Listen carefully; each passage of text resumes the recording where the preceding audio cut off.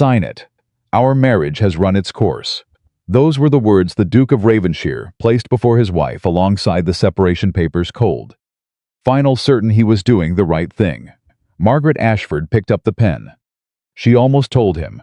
She almost said the words that would have changed everything. But she looked at his face, proud, resolved, already gone, and she stayed silent. She signed her name and walked out of Ravenshire Manor, carrying the one secret that would shatter him completely. If this story moves you, subscribe and tell us what city you're watching from, because a woman like Margaret deserves to be seen. The fire in the study had burned low by the time Theodore Ashford set the documents on the desk. November had come to Hampshire, with the kind of cold that settled into stone walls and stayed there for months. The kind that no amount of firewood could fully defeat. The candles on the mantelpiece threw long shadows across the room. The clock on the wall read 9:30, and somewhere in the corridor beyond the study door, the house breathed in that particular silence it always assumed when the staff had been quietly, carefully dismissed for the evening. Theodore stood with his hands clasped behind his back. He had rehearsed this. He had been rehearsing it for the better part of 3 weeks, turning the words over in his mind, the way a man turns a stone in his palm, testing its edges before he throws it. Margaret entered the study without knocking. She never knocked. 4 years of marriage had given her that particular freedom, the kind that accumulates in small gestures, the shared understanding of thresholds, of which rooms were hers to enter without ceremony. She wore a dark blue evening dress, and her hair was pinned at the back of her neck in the style she preferred when they had no guests. Her eyes went to the desk immediately, to the documents waiting there like a sentence already written. She had learned to read a room the way women in her position always did. Not from any formal instruction, but from years of watching men make decisions, and then arrange the furniture of their faces to look as though those decisions had been inevitable. Theodore's face was arranged now. She could see it. Margaret. His voice was even, deliberate. The voice he used when he had already decided something, and was informing the other party as a courtesy. Theodore. She stopped 2 feet from the desk and looked at the papers. She did not reach for them. She waited, because she had also learned from years of watching, from years of being the person who waited, that a man like Theodore Ashford needed to say the thing he had prepared to say. "I believe we have reached the point," he said, "where honesty is kinder than pretending." The words hit her with a particular precision. She had perhaps expected something colder, something with legal language, and the stiff formality of the aristocratic withdrawal. But honesty is kinder than pretending. He had chosen those words himself. She could tell. They were not the words of a solicitor. "I see," she said. "I don't believe either of us has been happy for quite some time." He moved to stand beside the desk. Not behind it. He had considered that detail. She suspected the optics of sitting behind a desk when he delivered this, and he kept his voice measured. Reasonable. The voice of a man who has convinced himself that what he is doing is, in fact, the merciful thing. "I have given this considerable thought. I do not wish to assign blame to either of us." "How generous," Margaret said quietly. If he heard the edge beneath it, he chose not to acknowledge it. "You deserve a life where you are not waiting for a husband who cannot give you what you need." Something locked shut inside her chest. He thought he was being kind. That was the part. That was almost more than she could hold, the absolute sincerity of his misunderstanding. He stood there in the firelight, broad-shouldered and dark-eyed, and utterly convinced that he was doing her a favor, that he was releasing her from something, that this document on the desk was a gift, carefully wrapped in concern for her well-being. Margaret Ellison Ashford had known, when she married Theodore at 26, that he was not a man given to softness. She had not required it. She had been raised a family where intelligence was currency and composure was armor. And she had recognized in Theodore a certain rigor, a commitment to structure, to obligation, to the architecture of a well-ordered life that she had genuinely respected, admired even. She had believed in those early years that beneath the rigor there was room, that a man who took duty seriously might also, given time and patience, take love seriously. She had not been entirely wrong. There had been a year, the first one, and parts of the second, when Theodore had surprised her. He had waited for her after long evenings, when she was caught in conversation with guests he found tedious. He had asked her opinion on matters of the estate that no one expected him to consult her about. He had introduced her at a county gathering once, with a particular quality in his voice, a slight warmth at the edges of his formal courtesy, that had made her believe they were building something. Then the work had deepened, the responsibilities had multiplied. The estate demanded more, the tenants demanded more. The obligations to his seat in the House of Lords had demanded more. And Theodore, who had never learned that the people he loved required maintenance the same as the land did, had simply redirected everything inward. To duty, to structure, to the efficient management of his considerable holdings. And Margaret had become part of the holding. "You deserve a life where you are not waiting," he said it with such certainty, as though he knew exactly what kind of life she had been living. She had been waiting. He was not wrong about that. She had been waiting for 3 years for him to look up from the ledgers and the correspondence and the endless procession of estate business and see that she was still there. Still trying, still leaving spaces for him to step into. Spaces she had carved out of her days with deliberate patience, hoping he would notice them. He had not noticed. What he had noticed, apparently, was that the marriage had stopped working. And he had drawn the only conclusion a man of his particular temperament was built to draw: that the logical response to a thing that had stopped working was to end it. Margaret looked at the separation papers. She had not known about them until this moment. She had suspected, in the abstract way, that a woman suspects things when her husband begins sleeping later than usual, and their conversations grow shorter and more practical, and he stops asking how she is, except as a formality. She had suspected that something was being considered. She had not known it had progressed to documents. There was something she needed to tell him. She had been carrying it for 5 weeks, this particular piece of news, turning it over the same way she suspected he had been turning over his decision, trying to find the right moment, trying to find the right words. She had decided, just this evening, before she came downstairs, that tonight was the night, that she would sit across from him after dinner and say, "I need to tell you something, Theodore, something that changes things." And then she had walked into the study and seen the papers on the desk. "If I told you," she said carefully, "that there was some keeping us connected, something neither of us can simply sign away, you stay, would you, because you wanted to?" She paused for exactly one breath. "Or because duty demanded it." Theodore went still. He looked at her with the particular expression of a man who is confronted with a question he is not prepared for. His jaw tightened slightly. His eyes moved over her face as though searching for clarification, as though she were presenting him with a document in a foreign language, and he was looking for familiar words. He did not ask what she meant. He was Theodore Ashford. He had spent 38 years being certain of things. And in the space of that silence, Margaret understood with a clarity that was almost physical, that settled in her stomach like cold water, that he would not ask. That asking would require him to admit uncertainty, and uncertainty was not something he was equipped to sit with. The silence stretched for 4 seconds. She counted them. "I believe," he said finally, "that I am acting in both our interests." That was her answer. Not to her question, not really, but to the question beneath it. The one she had been asking for 3 years without words. "Do you choose me? Do you choose this? If you had to choose, knowing what it cost, would it be us?" His answer was to tell her he was acting in their interests. Rationally, reasonably, without passion, without a single tremor of doubt. Margaret reached for the pen. Her hand was steady. She was proud of that later, proud in the private, careful way she had learned to be proud of herself. Without audience, she uncapped the pen and she signed her name on the line indicated. Margaret Ellison Ashford, the name she had carried for 4 years. The name that now felt like a garment being returned. Theodore watched her. He did not stop her. She had half wondered if he would, if something in him, some animal instinct beneath the careful rationality, would move him to reach across the desk and say, "Wait. Just wait." He did not reach. He did not say, "Wait. I will arrange for the appropriate settlements." Still that measured voice. "You will not want for anything." "No," she agreed. "I won't." She set the pen down. She straightened.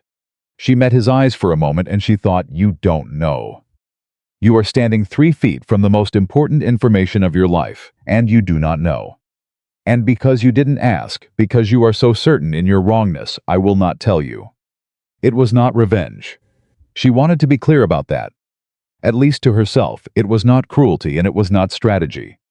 It was something much simpler and much more devastating. She would not use this child as a rope to haul a man back who had already decided to leave. The baby in her womb 5 months along, just beginning to make its presence undeniable, deserved to be wanted. Not tolerated, not accepted as a complication of duty. Wanted. And Theodore Ashford, standing in the firelight, with his careful face and his reasonable voice, and his conviction that he was doing the right thing, Theodore was not capable of wanted. Not tonight. Maybe not at all. She walked out of the study. Mrs. Eleanor Whitby was waiting in the corridor. Not lurking, she was never so undignified but present. She had served Ravenshire for 30 years, and she had learned long ago that certain evenings required her presence in certain corridors. Not to interfere, but simply to be there, a witness. An anchor. Margaret stopped when she saw her. The two women looked at each other. "Your Grace." Mrs. Whitby's voice was soft and very careful. "I'll need James to arrange the carriage for tomorrow morning." Margaret kept her voice even. "Early, before the household is fully up." Mrs. Whitby did not ask questions. That was why Margaret had always trusted her. The woman had an absolute comprehension of what a situation required. "I'll speak with him tonight." "Thank you, Eleanor." It was the first time in 4 years that Margaret had used her given name. Mrs. Whitby registered it with the smallest possible movement of her face, a slight softening around the eyes, and gave a single nod. Margaret went upstairs. She did not cry. She sat at her dressing table, and she looked at herself in the mirror, and she pressed her hands flat against her stomach. Against the particular firmness that had developed there in recent weeks, the irrefutable biological fact of a life forming under her hands. She spoke to it without words. Some things are said in silence. Between a mother and the child she is already protecting. She would not tell Theodore. She had made that decision in the study, and she would not unmake it in the dark. Downstairs in the study Theodore had not yet left. She heard nothing, no footsteps crossing the room. No door opening, no sign of a man reconsidering. She packed a traveling case herself. She had brought her lady's maid, Suzanne, to Ravenshire when she arrived. But she had given the girl the evening off, and she preferred it this way, the particular dignity of doing this alone. Folding her own things, making her own choices about what to take and what to leave. She left the jewelry Theodore had given her as wedding gifts. She left the portrait that had been painted of them in the first year, which still hung above the fireplace in the bedroom. She left the things that belonged to the role rather than to her. She took her books, her letters from her mother, the small watercolor of her family's home in Somerset that she had hung in her dressing room because it made her feel less far from the people who had known her before she was a duchess, and tucked in the inner pocket of her traveling case, wrapped in a handkerchief, the small pale blue ribbon she had bought 3 weeks ago, on a Tuesday afternoon in Winchester, when she had stopped at a milliner's shop on the way back from her physician's appointment. She had bought it because it was the first real thing she had let herself do. The first acknowledgement that this was real, that there was a baby, and the baby would need things, and she was going to provide them. She wrapped the ribbon around her fingers for a moment in the candlelight. Then she folded it back into its handkerchief and packed it away. In the morning, before dawn had fully broken over the Hampshire countryside, Margaret Ashford descended the stairs of Ravenshire Manor for the last time as its mistress. The carriage was waiting. James, coachman, stood at the door with the particular stillness of a man who has understood that his silence is the most useful thing he can offer. Mrs. Whitby met her at the bottom of the stairs. She had prepared a basket bread, cheese, a small jar of the preserved pears that Margaret had always liked, and a thermos of tea.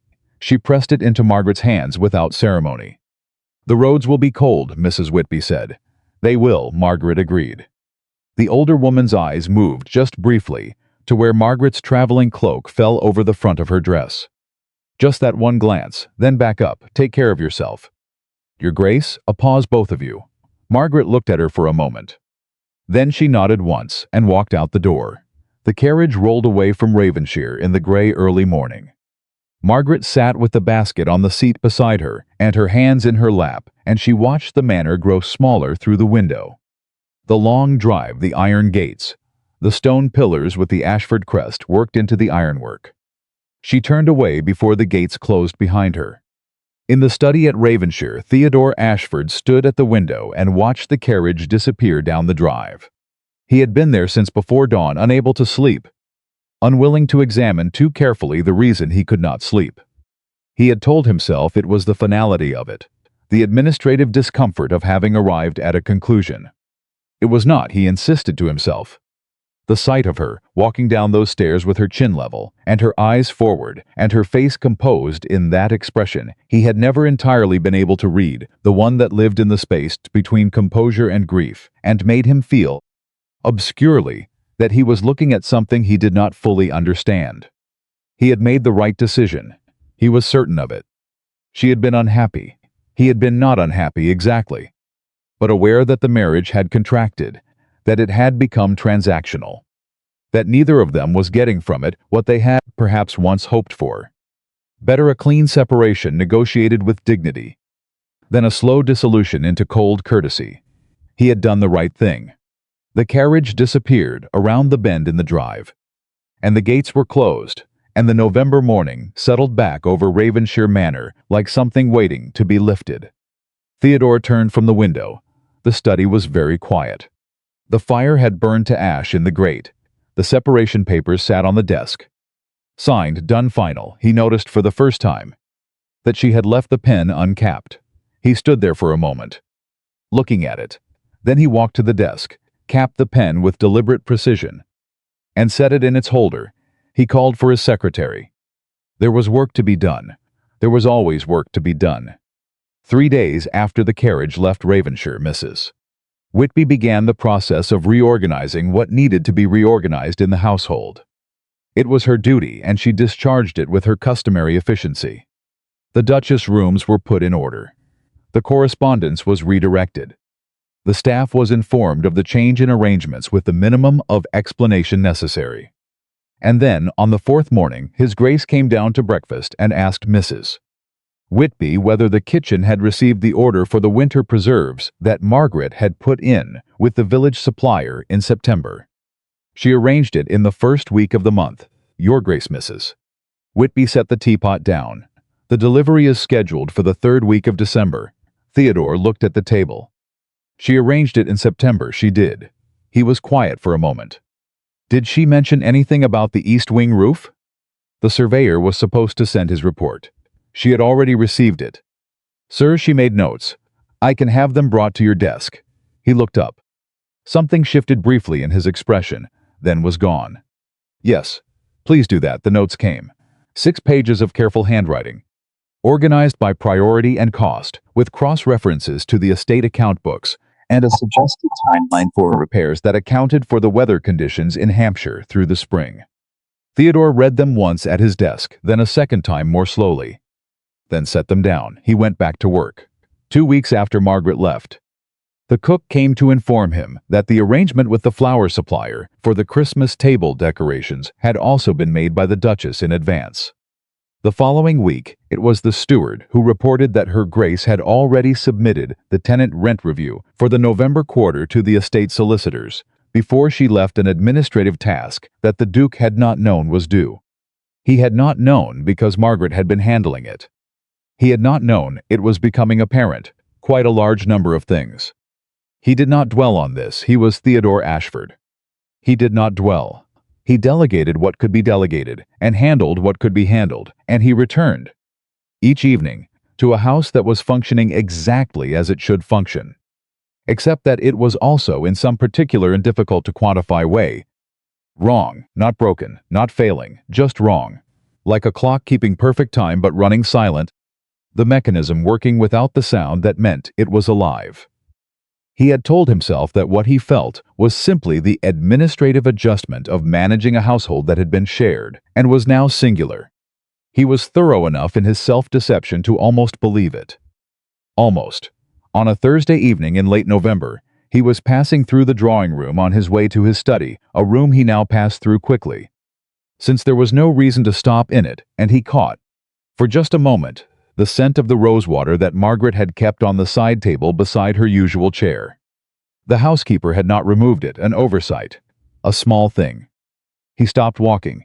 He stood in the drawing room of Ravenshire Manor. For 47 seconds he knew this, because he was a man who counted things, who brought numerical precision to the management of his internal life as he brought it to everything else, and he stood there, looking at the empty chair and the small bottle of rosewater beside it. And he felt something move in his chest that he could not immediately name. Then he continued to his study. He closed the door. He opened the estate ledgers. Work. There was always work. But that night, for the first time since Margaret had left, Theodore Ashford did not sleep until nearly dawn.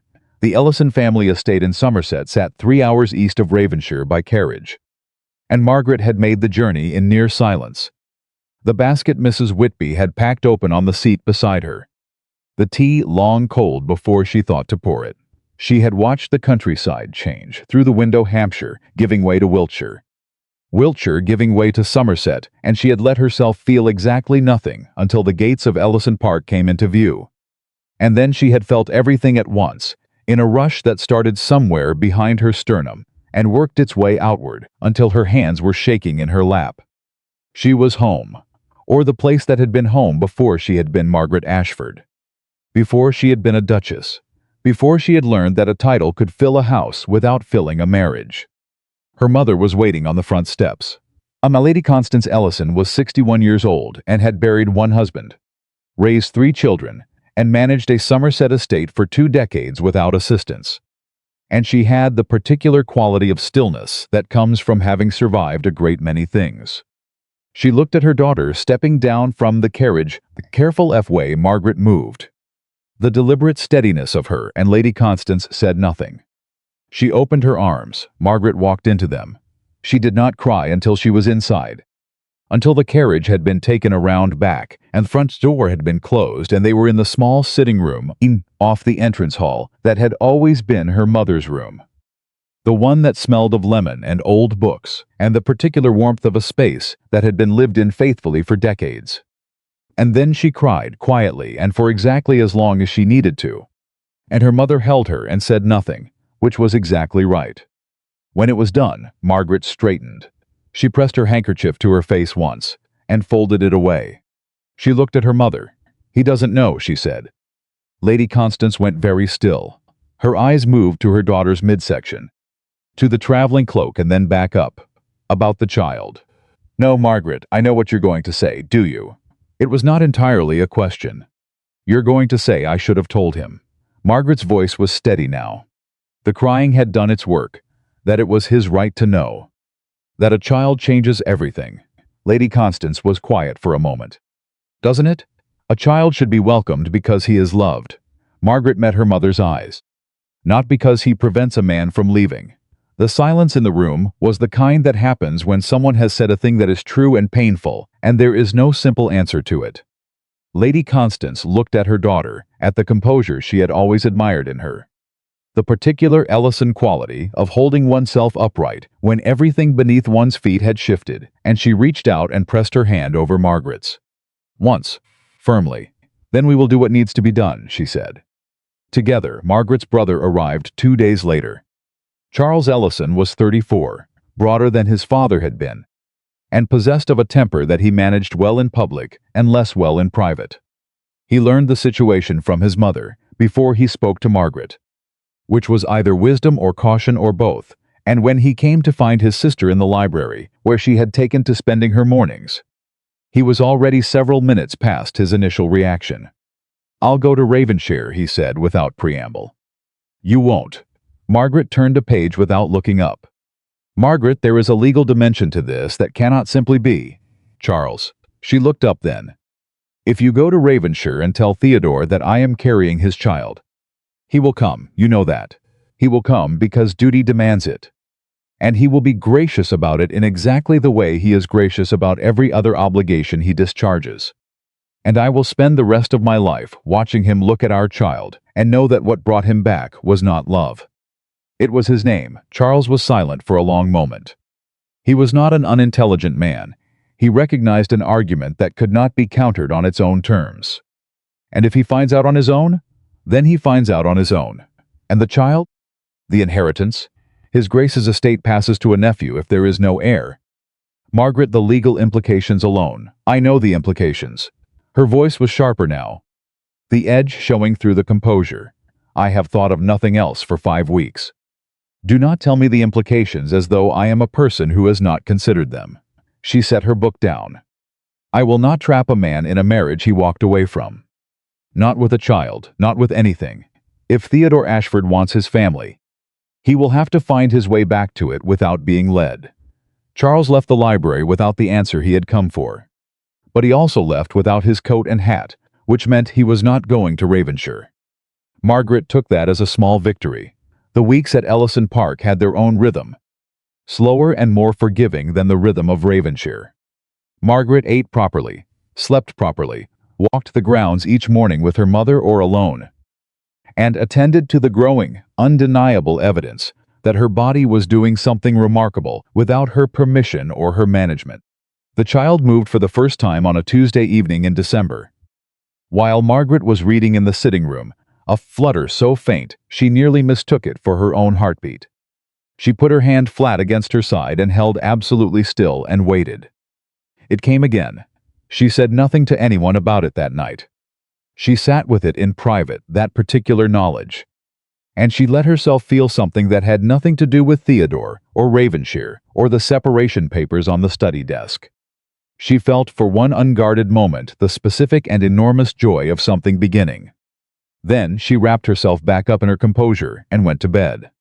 Meanwhile, at Ravenshire December arrived, and with it the particular administrative demands of a large estate entering its winter quarter. The Christmas table decoration supplier, delivered on schedule Margaret, had ensured that the East Wing roof repairs were contracted through the solicitors. Using the timeline and cost estimates from Margaret's 6-page notes, the surveyor confirmed her numbers were accurate to within 5%. The winter preserves arrived from the village supplier as arranged. The tenant rent review, already submitted to the solicitors by Margaret before she left, was processed without incident. The household ran. It ran because she had set it running before she walked out the door.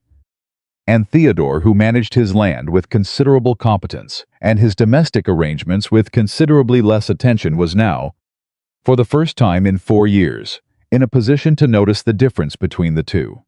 Mrs. Whitby noticed him noticing. That was her particular skill. And she exercised it without comment. On a Monday morning, the week before Christmas, Theodore came into the kitchen corridor to speak to Mrs. Whitby about the arrangements for the seasonal staff pay packets. It was a task he had not handled directly in 3 years. He arrived with the ledger in his hand and a slight crease between his brows that the housekeeper recognized as the expression he wore when he was working out a problem he did not entirely understand. Mrs. Whitby, the Christmas pay packets for the seasonal staff, I have the accounts here, but I'm uncertain about the additional amounts for those who were taken on in the harvest quarter. The Duchess usually, he stopped. Began again. Did the Duchess usually handle this? Mrs. Whitby kept her face perfectly neutral. She did, Your Grace. She negotiated the seasonal rates in August and kept a record in the household book. I can show you where she kept it. He took the household book. He carried it back to his study. He returned it the following morning with the pay packets correctly calculated. And he did not comment on what the process of consulting the book had shown him, which was that Margaret had maintained a running record of every domestic arrangement at Ravenshire for 4 years, organized by season and category, cross-referenced, regularly updated, and written in the clear and thoughtful hand he recognized from 6 pages of surveyor's notes. 3 days later, a letter arrived from the village vicar asking about the arrangements for the Christmas charitable distribution to the tenant families, baskets of food and supplies that had been organized, apparently by the Duchess each year since her arrival at Ravenshire. Theodore brought the letter to Mrs. Whitby. Did the Duchess arrange this as well? Every year. Your Grace. She worked with the vicar directly. She kept a list of the families and their particular needs, which ones had children, Which ones had elderly members? Which ones had had difficulty that year, Mrs. Whitby paused, then chose to continue. She visited several of them herself. In the autumn. Before she another pause. She made the arrangements for this year before she left. The list is with the vicar. You would only need to authorize the account to pay for the supplies. Theodore stood with the letter in his hand. She arranged it before she left, she did, knowing she would not be here to see it done. Mrs. Whitby said nothing. There are moments when the most truthful answer is silence. Theodore authorized the account. He did it that afternoon, and he did it without his customary efficiency, meaning he sat at his desk for several minutes before he wrote the authorization, which for him was the equivalent of a considerable pause. He went to the window. The grounds were frost-covered and empty. The drive was unmarked by any carriage wheel. The gates were closed. She had known she was leaving. She had arranged charitable baskets for the tenant families of an estate she would no longer live on. For a Christmas she would spend in Somerset, and she had done it without mentioning it to anyone, and without asking for acknowledgement, because she had understood that the families would need the baskets, regardless of what happened between the Duke and his wife. He stood at the window for a while. Then his secretary appeared in the doorway with the afternoon correspondence, and Theodore Ashford turned from the window and went back to work, because work was the one thing that did not require him to examine himself. But that evening he did something he had not done in years. He went to the drawing room, not through it, but to it, and he sat in his own chair beside the fireplace. Across from the empty chair where the small bottle of rosewater still sat uncollected. He poured himself a glass of brandy. He did not open any correspondence. He did not review any accounts. He sat in the drawing room, and he looked at the empty chair, and he let himself think. This was more difficult than it sounded. Theodore was not a man built for the interior life. He had been educated at Eton and then at Oxford in the belief that a gentleman's mind was most usefully employed in rational analysis and practical action, not in the investigation of his own emotional landscape. He had, over 38 years, become extraordinarily good at the former and had almost entirely atrophied the capacity for the latter. But something was pushing through. Some accumulation of small details, the household book, the 6-page surveyor's notes, the charitable baskets for tenant families, the winter preserves, the flower arrangements for a Christmas table she would not sit at, was pushing through the structure he had built around himself, the elaborate rational architecture of his certainty that he had made the right decision. He thought about what she had said in the study. He had turned it over before and set it aside, but now he held it longer. If I told you there was something keeping us connected, would you stay because you wanted to or because duty demanded it? He had not answered. He had told her he was acting in both their interests. He had said it in his reasonable, measured voice, and he had believed it completely. He had believed himself to be a man performing a clear-eyed act of mercy. What he had not done was answer the question. He turned his glass in his hands. What had she meant? Keeping us connected. There had been a moment in the study when he had looked at her face after she said it and thought he saw something, some specific weight in her expression that went beyond grief at the ending of a marriage. Something particular. He had noticed it, and then he had not asked, because asking would have meant admitting that he didn't know. And not knowing was a condition Theodore Ashford handled badly. He put the glass down. It was probably nothing. She had likely meant the history of it 4 years. The shared life. The ties that any marriage accumulates simply by virtue of existing. That was the sensible interpretation. That was what any rational man would conclude. He went to bed and did not sleep until nearly 3 in the morning. At Ellison Park, January arrived with cold rains, and the particular indoor restlessness of a house that has taken in an additional occupant and is rearranging itself around her. Lady Constance's household was small and warm and had its own rhythms, meals at regular times. Evenings spent with books or needlework or the conversation of people who had known each other long enough to be comfortable in silence. Margaret settled into it with the relief of someone who had been holding themselves very carefully for a long time and had finally been told they could put something down. She wrote letters. She answered the correspondence that still arrived for her. Forwarded from Ravenshire, from acquaintances who had heard the news in the way that news always traveled in their circle, imprecisely but thoroughly. She answered with dignity and with brevity, and she gave nothing away. And she instructed the Ellison household staff not to mention her condition to anyone outside the family. Her sister-in-law, Charles's wife Catherine, came to call in the second week of January, and was told by Lady Constance before she removed her hat.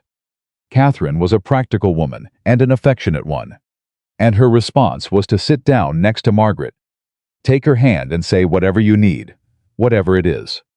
We are here. Margaret had to breathe through that one. Kindness was harder to hold than anything else. The physician from the nearest town came to call weekly. He was a plain-spoken man named Dr. Hartwell, who had attended 3 of the 4 Ellison births in the previous generation, and who treated Margaret with the combination of competence and discretion that she required. He confirmed in January what she had already known, that the child was healthy, that she was healthy, that all was proceeding as it should. He did not ask about the father's absence. She appreciated him enormously for that. At Ravenshire, January brought the issue of the spring planting schedule, which required coordination between the estate's steward and the suppliers of seed and equipment, and which had apparently always involved the Duchess in some aspect that Theodore was now discovering for the first time. The steward, a man named Briggs who had worked the estate for 20 years, came to Theodore with a scheduling question that turned out to require reference to a set of notes that the Duchess had kept with the estate correspondence observations on which fields had performed below expectation the previous year and which suppliers had delivered late, along with a suggested revision to the spring contract terms. Theodore read the notes.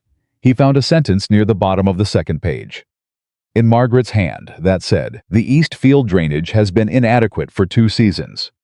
The repairs proposed by the surveyor should be prioritized before spring sowing, or we will lose that yield again." He had not known about the east field drainage.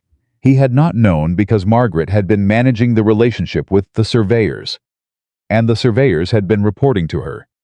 And he was understanding this gradually, and with the particular discomfort of a man who prides himself on knowing his own estate, carrying a considerable portion of the operational knowledge of Ravenshire in her head and in her meticulous notebooks. He went to Mrs. Whitby. He had been going to Mrs. Whitby more frequently in recent weeks, in the way that a man who has lost his map keeps returning to the last person who knew the territory. Mrs. Whitby, the Duchess's notebooks, her estate observations. Are there others? There are several, Your Grace, Mrs. Whitby led him to the morning room, to a cabinet beside the writing desk that he had walked past several hundred times without opening.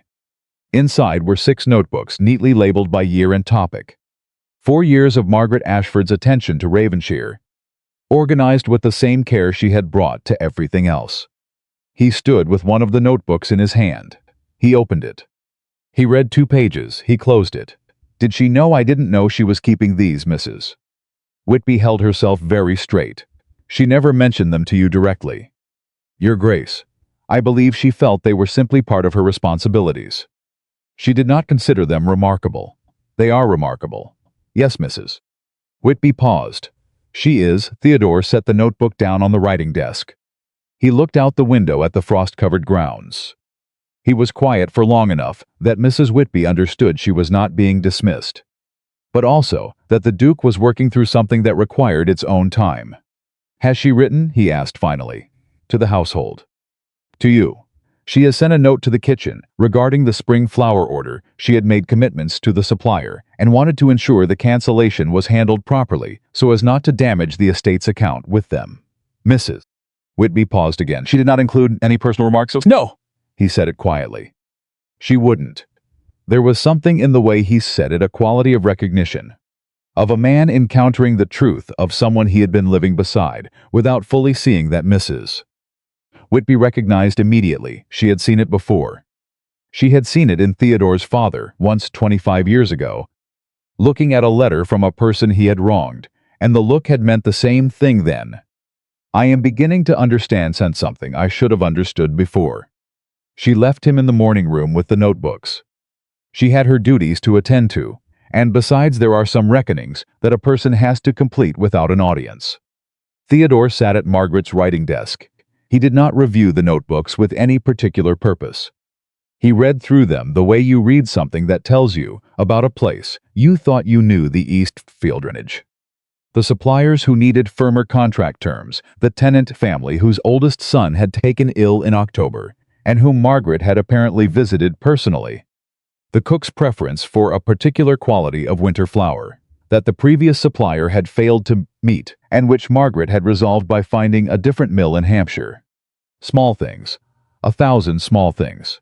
The texture of a life lived in constant attention to the people and the place she had agreed to care for. He had signed the separation papers. He had told her she deserved more than what he could give her.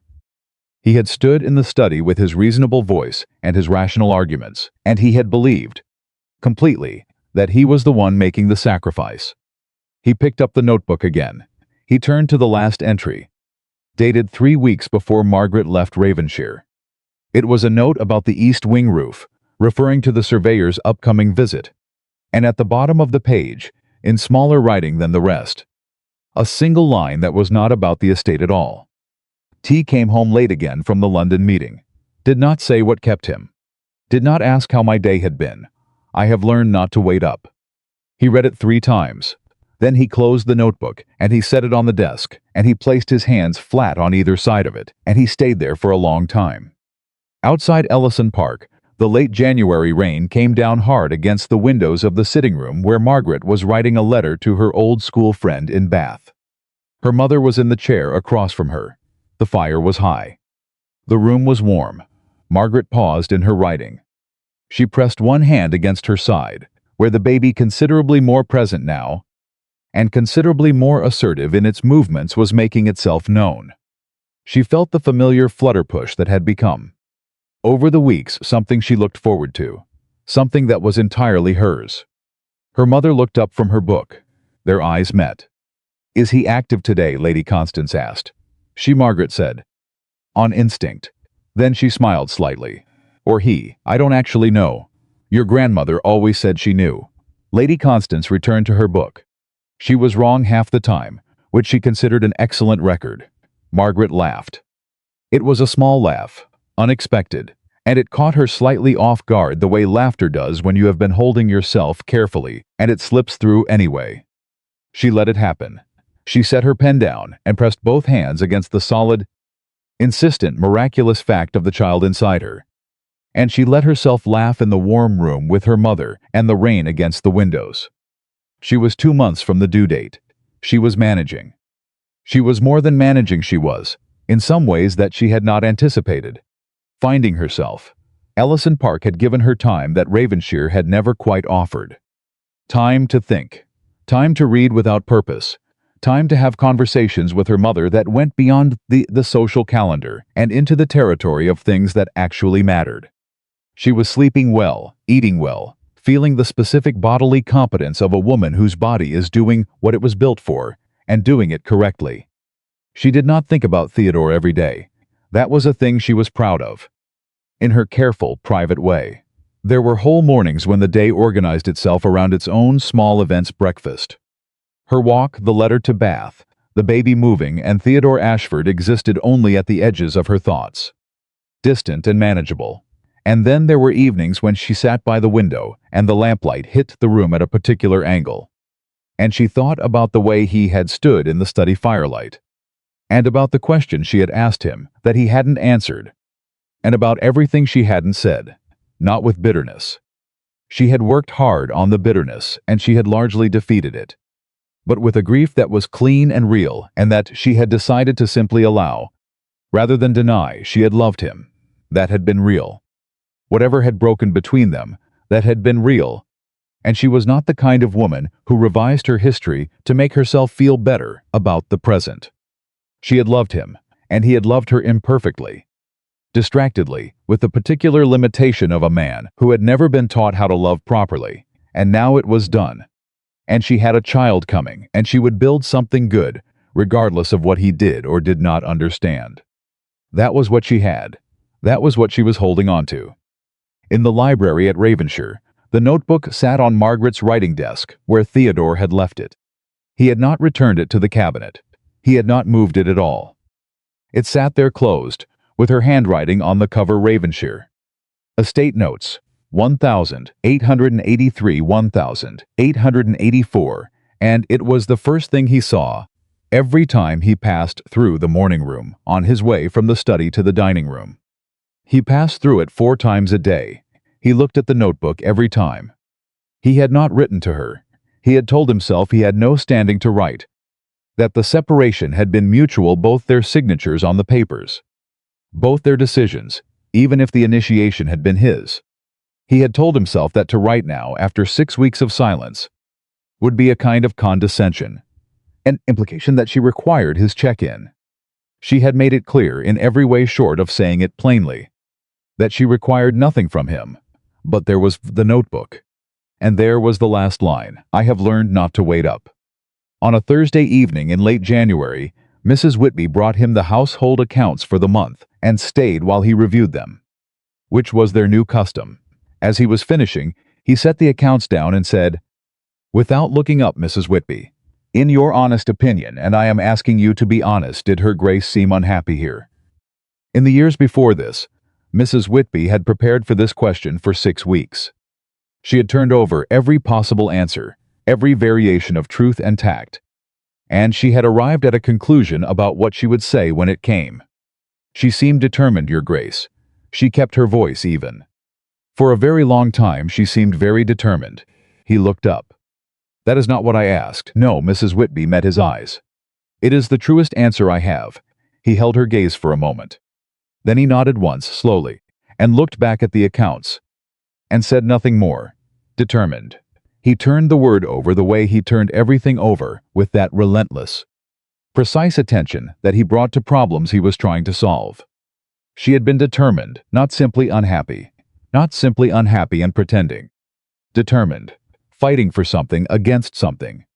In a direction he had never bothered to identify because he had been too certain of his own map of the marriage to notice she was navigating by a different one.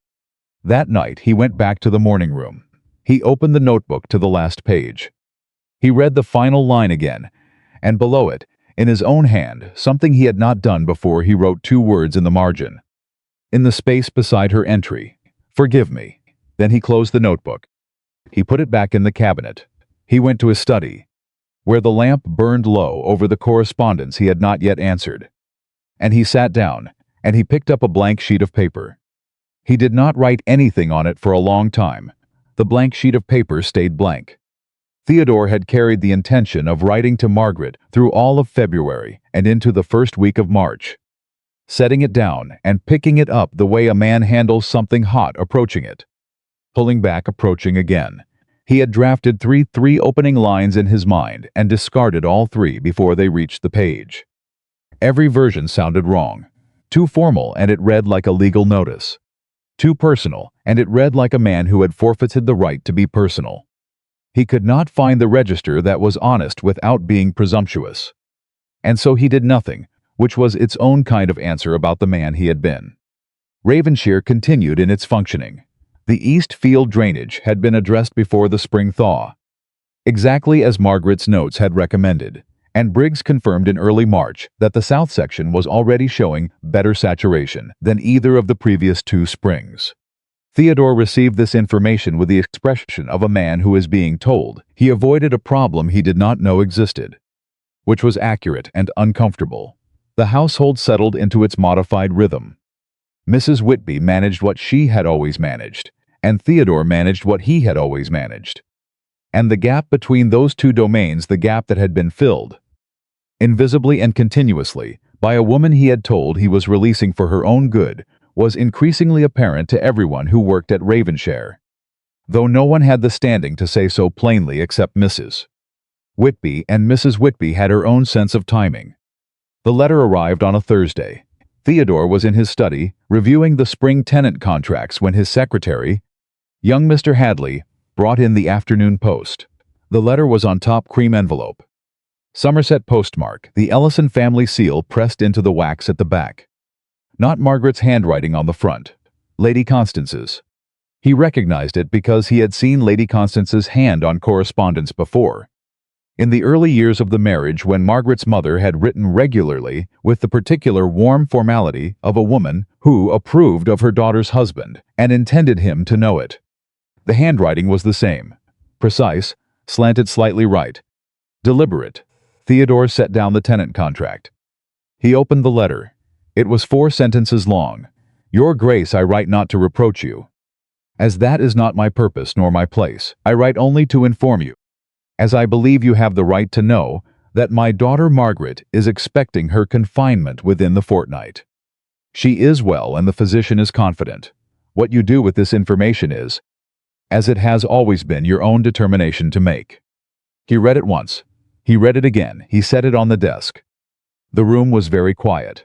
Somewhere in the corridor, Mr. Hadley's footsteps retreated toward the secretary's office. The fire in the grate had burned down to a steady, low heat. The afternoon light through the windows was the particular pale gold of early March in Hampshire. Theodore sat entirely still for the better part of a minute, which for him was a very long time. Then he stood up. He walked to the door of the study, opened it, and said, with a control in his voice that cost him considerably, "Please ask Mrs. Whitby to come to the study, Mrs." Whitby arrived within 3 minutes. She had been, as it happened, in the morning room reviewing the linen inventory, and she came with her household ledger still in her hand, which she set on the edge of a chair when she read the quality of Theodore's stillness. She had seen that stillness before, not often. It meant something had broken through. He handed her the letter. She read it. She handed it back. "How long?" Theodore said, and his voice was measured and careful, and entirely different from his usual measured and careful. "Has she known?" Mrs. Whitby held herself very straight. "Long enough, Your Grace. Long enough to know she could not ask you to stay." He turned away from her. He went to the window. The grounds were soft and beginning to green at the edges. The first faint insistence of spring, pushing through the frost-damaged grass. He stood there for a long time without speaking, and Mrs. Whitby waited, because she understood that this was not a moment for management or efficiency. This was a moment for a man to encounter himself, and that was work that could not be expedited. "She knew," he said finally, "when she came into the study that night." She already knew." "I believe so, Your Grace." "She asked me?" He stopped. He pressed 2 fingers against the window frame. "She asked me whether I would stay because I wanted to, or because duty demanded it." Another silence. "She was telling me. She was giving me the chance to ask." Mrs. Whitby said nothing. There was nothing to say that the man was not already saying to himself. "And I told her I was acting in both our interests." His voice had a quality in it now that she had never heard before, not grief exactly, not anger, but something rawer than either. The sound of a man who has arrived too late at the correct understanding of a moment he cannot go back to. "I answered a question she hadn't asked and never answered the one she did." He turned from the window. His face was controlled, but the control was costing him. She could see the cost of it clearly. For the first time in the 20 years she had watched this family. Why didn't she tell me? He wasn't asking it of Mrs. Whitby exactly. He was asking it of the heir of the room, of himself. Even if I'd already decided, even if I was wrong about all of it, why wouldn't she tell me there was a child? Because she didn't want to be the reason you stayed, Mrs. Whitby spoke quietly, and she chose each word.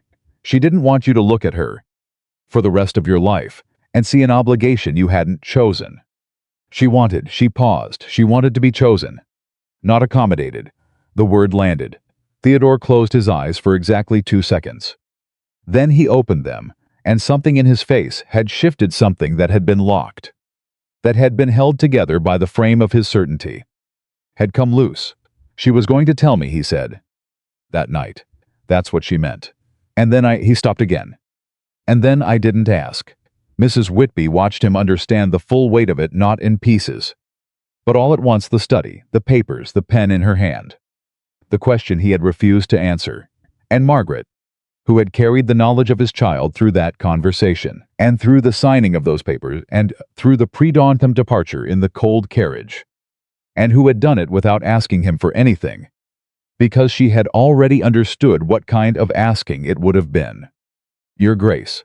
Mrs. Whitby took 1 step toward him. It was not a gesture she made easily. She did not do this to punish you. You need to understand that before you do anything else. I know." His voice was rough now, the composure thinning at the edges. "That's what makes it." He stopped. He pressed his hand against the back of a chair and held it there. "That's what makes it unbearable." He crossed to his desk. He picked up the letter again.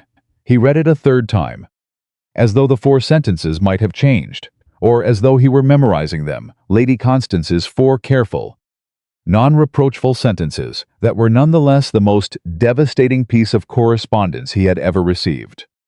"Hartwell," he said abruptly. "The physician, is he local?" Somerset. Mrs. Whitby straightened slightly. "I believe so. Your Grace, Dr. Hartwell, from the village near Ellison Park. He has attended the Ellison family for many years. Is he competent by all accounts?" A pause. Margaret would not have chosen him otherwise. Theodore set the letter down. He moved to the fireplace and stood with his hands clasped behind his back. And in that posture, back straight, chin level, the posture he used when he was making a decision that could not be unmade, Mrs. Whitby recognized that something had concluded inside him. "I'm going to Somerset," he said. Mrs. Whitby did not react. She had been half expecting this. "When, Your Grace?" "Tomorrow morning." Early, he turned to look at her. "She has every right to refuse to see me. I understand that. I will not force anything. But I will go." "Yes, Mrs. Whitby said simply. "You should." He looked at her for a moment with an expression she had never quite seen on his face before, uncertain, searching, and beneath the uncertainty, something that was almost desperate. "What do I say to her?" It was the most honest question he had ever asked her in 20 years. She held it carefully. "Don't begin with what you need. Your Grace." Her voice was gentle but direct. "Begin with what she is." He held her gaze for a long moment. Then he nodded once. He was at his writing desk before she had reached the door. And this time the page was not blank. The carriage left Ravenshire at 5:30 the following morning, before the household was fully stirring, before the frost had begun to lift from the grounds. Theodore had not slept. He had not tried to sleep. He had written 3 drafts of a letter to Margaret, discarded all 3, and spent the remaining hours of the night sitting at his desk with a glass of brandy he had not touched, and the awareness of everything he had done and failed to do arranging itself in his mind with the specific, unsparing clarity that only comes in the very small hours. He had been so certain. That was the thing he kept returning to. He had stood in the study with his certainty arranged around him like armor, and he had delivered his decision with the composure of a man who has made peace with a difficult truth. And the entire time he had been catastrophically wrong about nearly everything. He had thought she was unhappy in a way that was irreversible. He had not asked her. He had diagnosed the marriage, written the prescription, and administered it without consulting the other patient, because it had not occurred to him that his reading of the situation might be incomplete. It had not occurred to him because Theodore Ashford had been raised in a world that consistently confirmed that his readings of situations were correct, that his instincts were sound, that his decisions were the right ones, and he had taken that confirmation and built a worldview out of it that left almost no room for the possibility that he was simply, flatly wrong. He had been wrong about the Eastfield drainage because he hadn't been paying attention. He had been wrong about the tenant families because he hadn't been paying attention. He had been wrong about his wife because, and this was the one that was hardest to hold, the one that kept presenting itself in his mind in the early morning dark and demanding to be acknowledged, because he had not been paying attention. He had told himself he was protecting the estate, protecting the family legacy, protecting the obligations of his title and his seat and his name. And while he had been protecting all of those things with considerable diligence, Margaret Ashford had been in the rooms around him, doing the actual work of making the place livable, making the people in it cared for, making the marriage function despite everything, and he had not noticed. The carriage rolled through the Somerset countryside in the pale early morning. Theodore watched the light change through the window. He was not a man who prayed precisely, but he was in the territory adjacent to it, the territory of a man who has run out of his own resources and is reduced to something very close to supplication. He thought about what Mrs. Whitby had said. Don't begin with what you need. Begin with what she is. He had not told Margaret what she was. Not in 4 years. He had admired her in the private and unarticulated way.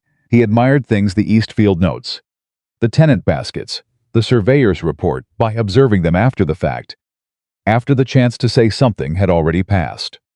He had watched her handle every room she walked into with a grace and intelligence that he had taken as simply her natural state, as a fixed property of the woman he had married, rather than as something she was actively doing.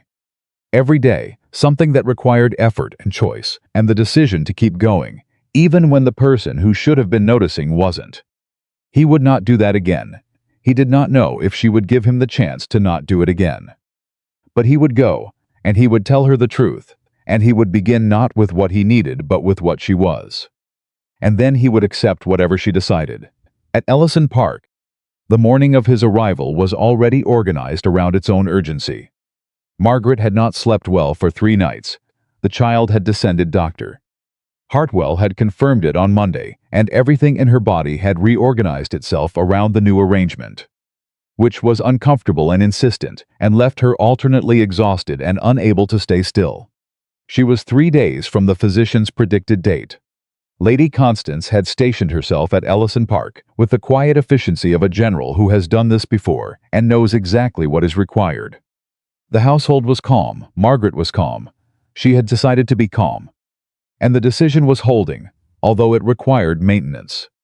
She was in the sitting room, upright in the chair that had become hers over the past months, a book open in her lap that she was not reading, when she heard the carriage on the drive.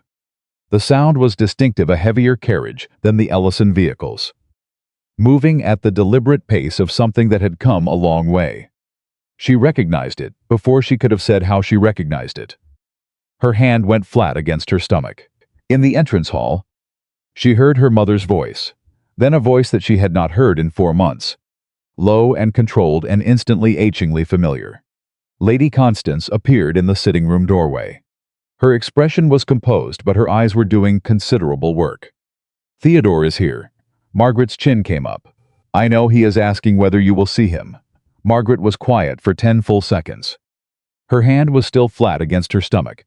The baby, who had been relatively still that morning, chose this moment to move one long, deliberate push as though making its presence known. "Send him in," she said. Lady Constance held her gaze for a moment, long enough to communicate that she would remove him from the premises herself, if required, and then stepped back. Theodore came through the doorway. He had not changed. That was her first thought, and then immediately she revised it. He had changed. In some quality she couldn't name precisely, something in the set of his shoulders, or the way he carried himself across the room. He was not wearing his armor, that was what it was. The careful, rational composure that had always been his first and last line of defense was still there. But it was thinner than she had ever seen it. She could see through it. He stopped when he saw her. He had known, of course he had known. Lady Constance's letter had been explicit, but knowing and seeing were different things. And she watched him encounter the difference. His eyes went to where her hands rested on her lap. And something moved across his face that was unambiguous and undefended. She did not speak. She waited. She had gotten very good at waiting. "Margaret." His voice was rough in a way she had never heard from him before. Not the controlled roughness of a man managing his delivery. The roughness of a man who has driven 3 hours in the early morning and arrived at a threshold he is not certain he deserves to cross. "I received your mother's letter, I know. She told me she intended to write." Margaret kept her voice even. "I didn't ask her to, I know." He took a careful step into the room. "May I? You may sit." She gestured to the chair across from her. It was not a warm gesture, it was not a cold one either. It was the gesture of a woman who is reserving judgment, which was exactly what it was. He sat. He was close enough now that she could read his face clearly, and what she read there made her grip tighten slightly on the arms of her chair. He was not performing. There was no arrangement of his features to appear a particular way. He looked like a man who had been awake for most of a night, which she recognized because she had been awake for most of 3 nights, and sleep deprivation had a way of stripping the non-essential. "How are you?" The question came out with a sincerity that surprised her slightly. "Truly tired," she said. "Well, otherwise," he nodded. He looked at his hands for a moment. Then he looked back at her. And he did not look away. "I'm not going to pretend I handled this correctly," he said. "Any of it. I handled it badly, and I am not here to negotiate or to make demands or to tell you what I think ought to happen now." He paused. "I'm here because I needed you to know that I understand what I didn't understand before. What I should have seen and chose not to. What is it you think you understand?" He met her eyes. "That you were going to tell me that night. You were trying to tell me. And I answered the wrong question and made it impossible." He stopped. His jaw tightened briefly, then released. "I've thought about nothing else since your mother's letter arrived. The question you asked me, I didn't answer it. I gave you every reason to believe that duty was the only thing that would have kept me there. And so you made the only decision a woman with your dignity could make." Margaret was silent. Her heart was doing something complicated, and she was managing it the way she managed most things, by holding very still and letting it settle. "I also read your notebooks," Theodore said. He said it directly. Without apology, the estate notebooks. All of them. "I went through them in February." This surprised her. She didn't let it show completely, but something shifted in her eyes. "Did you?" "Briggs brought the spring planting schedule to me in January, and I realized I didn't know my own estate the way you did." He said it plainly, with no attempt to soften it. "The east field drainage. The tenant families. The supplier contracts. The January charity baskets you arranged before you left for people who live on land I own. Who I had apparently never considered in the detail that you had." He paused. "And the last entry, the last line." Margaret said nothing. She knew exactly what line he meant. "I wrote something in the margin," he said. She looked at him. "What did you write?" He held her gaze. "Forgive me." The room was very quiet. Outside, somewhere in the Ellison Park grounds, a bird was carrying on a conversation with itself in the bare-branched trees. The fire in the grate was steady and low. Margaret felt something move inside her that was not the baby, something older and more complicated. Something that had been sealed shut for 4 months, and was now pressing against its own edges. "Theodore," her voice was careful. She was choosing every word. "I do not need an apology. I need you to understand something." She waited until she was certain she had his full attention. "I did not leave to hurt you. I left because I could not stay in a marriage where I was asking a man to want me, and he was busy being reasonable about why he didn't." Her voice remained even, but the precision of it was its own kind of force. Reasonable people can make each other miserable for decades without ever raising their voice. "I decided not to do that, I know." He leaned forward slightly. His elbows went to his knees. It was the first physically unguarded posture she had ever seen him take. "I know, and you were right to go. I'm not here to tell you that you were wrong. I'm not here to tell you anything that requires you to agree with me." Another pause. "I'm here because you are carrying my child, and because you did that alone for 4 months, because I gave you no other option. And I cannot live with that and do nothing." Something cracked slightly in Margaret's chest. Just slightly. She controlled it. "What is it you want?" she asked. "To be here," he said it simply and without embellishment. "Not to claim anything. Not to demand anything. To be present. If you'll allow it. For the child." He stopped. The next words cost him something visible. "For you. If you can ever find any reason to consider that." Margaret looked at him for a long moment. She looked at this man she had married, this man she had loved and watched retreat from her, and finally given up trying to reach, and she saw something she had not seen in years, and perhaps had not seen clearly enough even when it had been there. She saw him without the armor, just the man, flawed and late and genuinely contrite in a way that could not be performed this well. She did not forgive him in that moment. She was honest enough to know she was not there yet. But something shifted. "You may stay," she said carefully.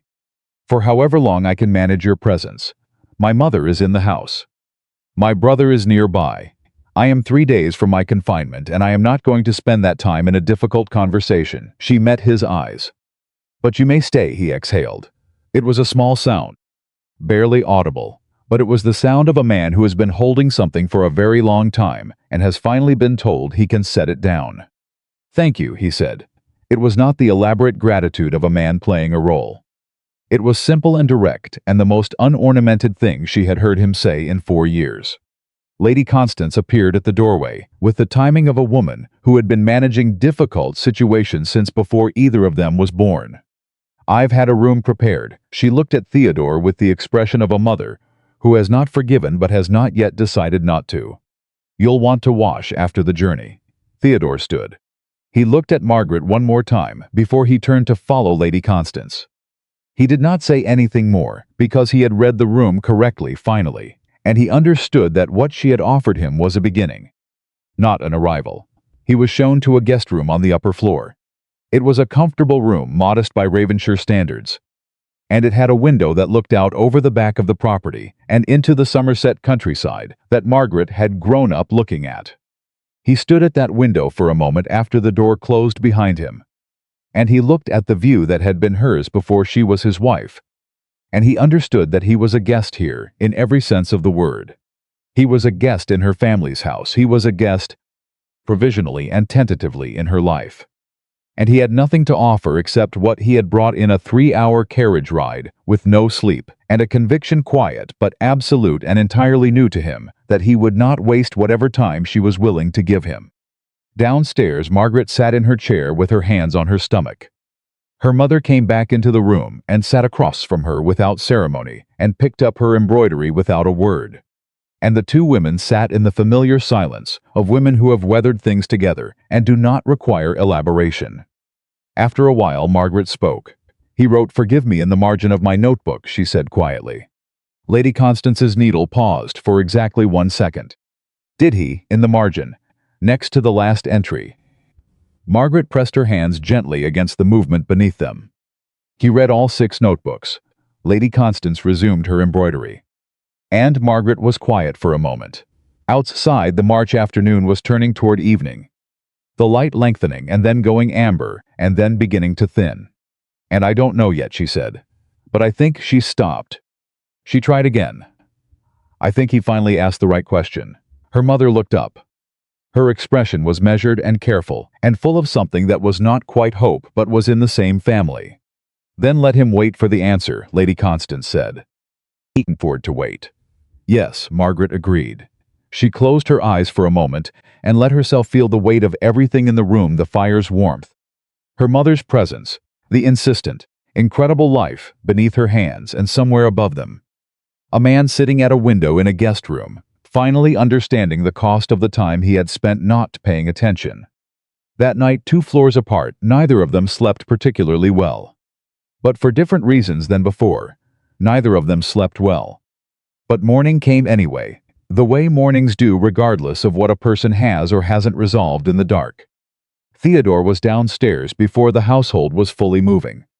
He had dressed without his valet. He had not brought one, which was itself a statement, though he had not consciously intended it as one, and he sat in the Ellison Park dining room with a cup of tea that Lady Constance's housekeeper had provided.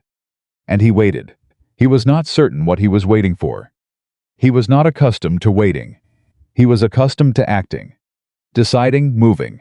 Waiting was a discipline he had never been required to develop. And he was discovering, at 38 years old, that he was not particularly good at it. Charles Ellison found him there. Margaret's brother came into the dining room with the particular energy of a man who has something to say and has been restraining it since the previous evening. He was broader than Theodore, darker, and at this particular moment, wearing an expression that combined fraternal protectiveness with the controlled anger of a man who has had 4 months to develop an opinion. "Your Grace." He poured himself tea without ceremony and sat across from Theodore without being invited. "I want to speak plainly. I'd prefer it," Theodore said. Charles set his cup down. "My sister carried your child for 4 months without saying a word to you. She left Ravenshire at dawn in November with a traveling case and a basket of food that your housekeeper packed for her. And she has not asked you for a single thing since. She has not complained to anyone outside this family. She has not spoken against you in any quarter where it would have damaged you. And in our circle it absolutely would have damaged you." He held Theodore's gaze. "I want to know what you intend." Theodore held the gaze back. "I intend to earn back the right to be present in her life. And in my child's life. Earn it how? However she requires." He said it without qualification. "I am not here to issue terms. I gave up that standing in November. Charles studied him for a long moment, the particular study of a man trying to determine whether the person across from him is performing sincerity or actually in possession of it. Theodore sat still under the examination. He had nothing to hide, which was an unusual condition for him, and he recognized that it was, in its own uncomfortable way, a relief. "She's not angry," Charles said finally. His voice shifted slightly less adversarial, more direct. "That's what frightens me more than if she were furious. She's just decided. She's made her peace with managing alone. And I'm not sure she needs you enough to take the risk of needing you." "I know," Theodore said quietly. "She doesn't need me. That's not what I'm asking her for." Charles looked at him. "What are you asking for? The chance to need her?" He said it plainly, with no ornamentation, because he had run out of ornaments. "The chance to show her that I know what I lost. Not to undo it. Not to pretend November didn't happen. Just the chance." Charles was quiet for a moment. Then he picked up his teacup. "She'll tell you herself what she decides." He took a sip. "I'm not standing in the way, but I want you to know that if you hurt her again in any fashion, at any point, this family has a long memory and very little patience." "Understood," Theodore said. Charles nodded once. He finished his tea, he stood, and at the door he stopped without turning around. "She kept one thing from Ravenshire, by the way. Other than the books." Theodore looked up. "A ribbon, pale blue. She bought it the day she found out about the child. Before you signed anything. She wrapped it around her fingers on the carriage ride here." Charles turned just enough to look back. "She didn't buy it to show you. She bought it because the baby was real. And she let herself feel that, even when she was signing papers in your study." He left. Theodore sat with that for a long moment. A pale blue ribbon. Bought before the papers were signed. Before she walked into his study that November evening. Already carrying the knowledge. Already privately acknowledging the child he would not learn about for 4 months. She had gone into that room with both a secret and a hope. And he had killed the hope so efficiently that she had walked out still holding the secret. He set his teacup down. He needed to see her. Margaret came downstairs at 9:30, moving with the careful, deliberate economy of a woman in the final days of pregnancy. She found Theodore in the corridor outside the sitting room, which was where he had positioned himself, not in her space, but near enough to be present if she chose to acknowledge him. It was, she recognized, a considerate choice. He had thought about where to stand. "You're still here," she said. "I am." He straightened slightly. "I didn't want to assume you wanted me at breakfast." That was correct. She moved past him into the sitting room and lowered herself into her chair with the particular care of the heavily pregnant. And he followed and sat and waited again. She looked at him. She had slept better than she expected, which she attributed to sheer physical exhaustion overriding her emotional state. And in the morning light she had a clearer sense of him, of what he actually was, rather than what she had been angry at or grieving for. He was a man who had done something wrong and knew it. That was a simpler thing to face than she had expected. "I've been thinking," she said, "about what you said yesterday. About understanding what you didn't understand before." "Yes. I want to know specifically." Her voice was calm and direct. "Not in general terms. Specifically, what do you think you failed to understand?" He did not rush his answer. He thought about it with the visible attention of a man doing actual work, not performing consideration. "I understood the estate," he said at last. "I understood the title. I understood the obligations of the dukedom. The management of the land, the responsibilities to the tenants and the accounts and the name." A pause. "I understood all of the frame of our life together. And I looked at the frame and decided the picture was intact." He met her eyes. "I never looked at you." Margaret was quiet. She let the words sit. "I told myself I was reading the marriage clearly," he continued. "That I was making an honest assessment. But I was reading the things I knew how to read, the external things, the measurable things, and I was ignoring everything that required a different kind of attention." His voice was steady, but she could hear the effort in it. "I ignored you specifically, not because I didn't care, because I had never been taught that caring required active work. I thought I genuinely believed that providing the correct environment was the same as providing love." "Theodore." She spoke his name quietly, and something in how she said it made him stop. Do you know what I used to do? In the evenings the first year, when you came home late and went directly to the study. He shook his head. I used to sit in the drawing room for an extra half hour after I should have gone up. She held his gaze without flinching. Not because I expected you to come out. I had mostly stopped expecting that by October. I sat there because it was the closest I could be to you while you were working. And I was not yet ready to give up on that particular proximity. She paused. After about 8 months, I stopped sitting there. It was simply too much effort for too little return. He took that. He did not deflect it or soften it. He took it the way a person takes something that is true and deserved, and painful in equal measure. I know, he said. I never wanted a title beside me, Margaret said. Her voice did not rise. It was perfectly even, and that evenness carried more weight than any anger would have. I never required the Ravenshire name or the manor, or the London connections, or any of the apparatus that comes with being Duchess. I married you. She pressed one hand against her stomach in a gesture that had become reflexive. Anchoring. I wanted a husband, someone who came into a room and looked for me. Someone who, when I was speaking, was actually listening instead of waiting for me to finish. She stopped. I don't think I was asking for something extraordinary. I think I was asking for the basic version of being seen. Theodore's jaw was tight. She could see him holding himself together, and she did not find it satisfying. The way she might have expected. She did not want his pain. She wanted his understanding, and those were different things. You were asking for something entirely reasonable, he said. His voice was rough, and I failed to provide it so consistently that you concluded a separation was preferable to remaining. You were right to conclude that. I'm not here to argue with the conclusion. He leaned forward. I'm here because I hope that the man who failed you is not the only version of me that exists. And I would spend whatever time you require demonstrating that. If you would permit it. Margaret looked at him for a long moment.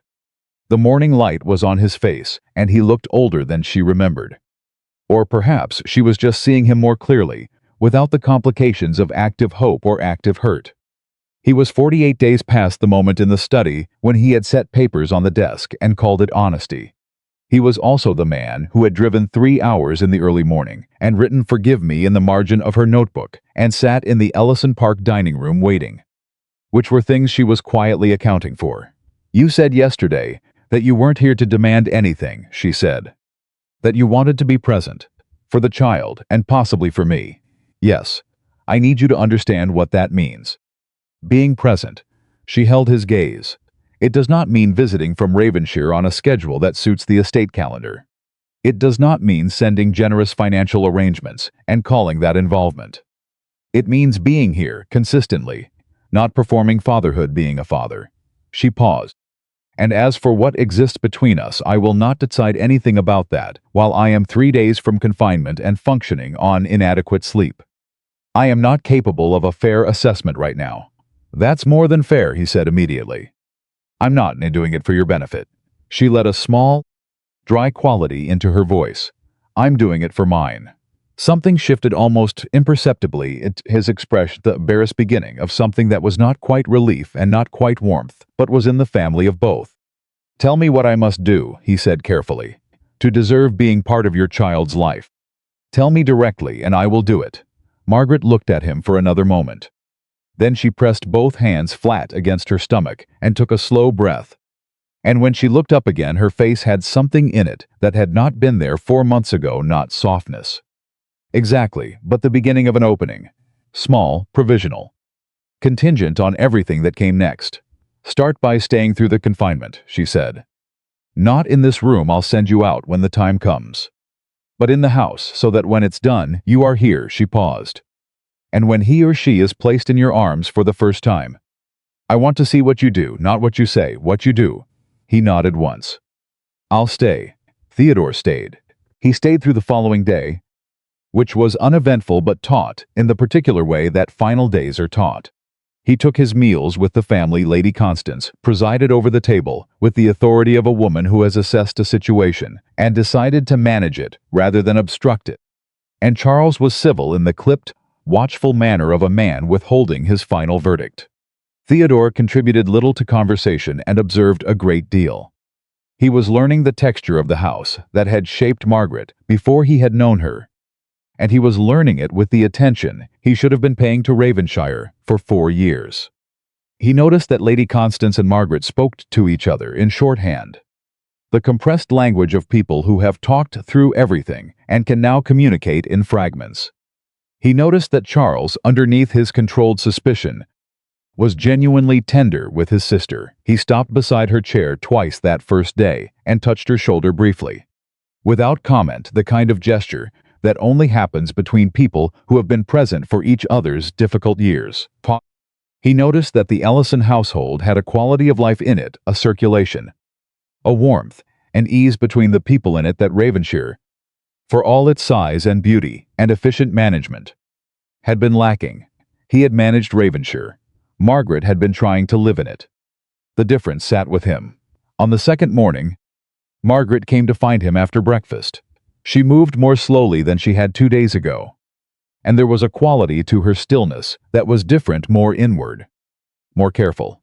He recognized it without fully understanding it, the way a person recognizes a shift in weather. "Walk with me," she said. Slowly, in the garden. He walked beside her in the Ellison Park garden, matching her pace exactly, which was considerably slower than his natural stride. The March air was cold and clear and smelled of the particular wet green smell of early spring. And Margaret moved through it, with her hands wrapped in her coat and her chin tucked against the wind. And he stayed at her side and said nothing unless she spoke first. She spoke eventually. "What was it that made you certain, in November, that the marriage had ended?" He thought carefully before he answered. "I watched you that autumn, and I saw someone going through the correct motions. Attending the dinners, managing the household, being the Duchess in every way that could be observed." A pause. "You weren't unhappy loudly. You were unhappy quietly. And I read your quiet unhappiness as evidence that the marriage had run its course, rather than reading it as evidence that you were exhausted from trying alone." Margaret was quiet for a few steps. "You could have asked."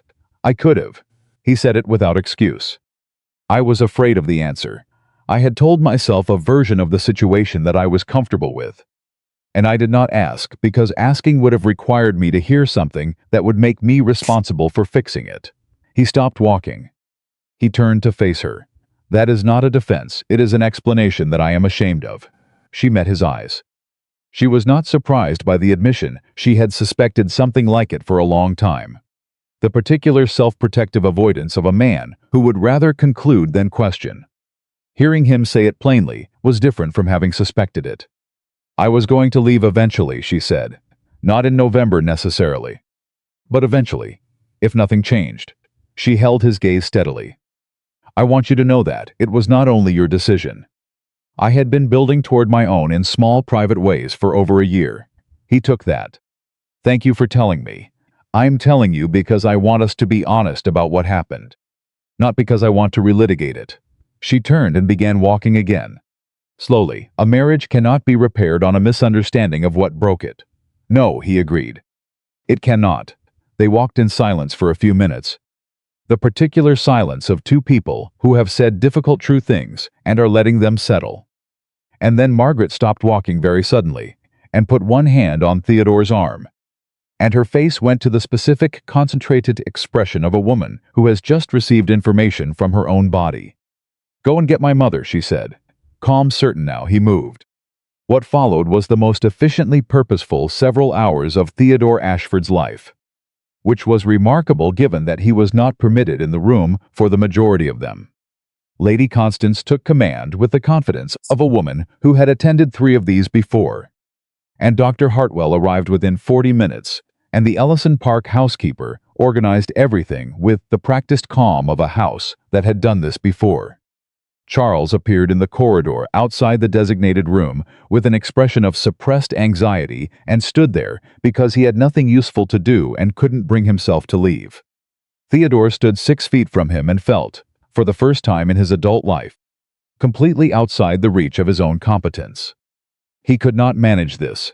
He could not organize it, or analyze it, or bring his considerable intelligence to bear on it in any productive way. There was a door between him and Margaret, and on the other side of the door, something was happening that was entirely beyond his control. And he had no resources for that condition. He stood in the corridor, and he was afraid. Not of the estate implications, not of the inheritance. Afraid for her, for Margaret, who had carried this alone for 4 months, and was now doing the hardest part of it in a room he was not permitted to enter. "She'll be all right," Charles said after a while. Theodore looked at him. "She's not fragile.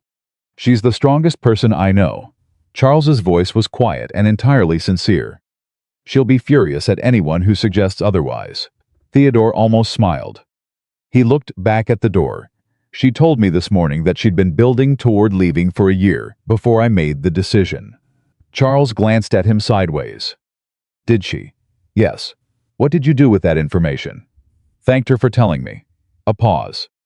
Then kept walking with her. Charles was quiet for a moment. "That was the correct thing to do," he said eventually. "I'm attempting to do the correct things," Theodore said. "In sequence.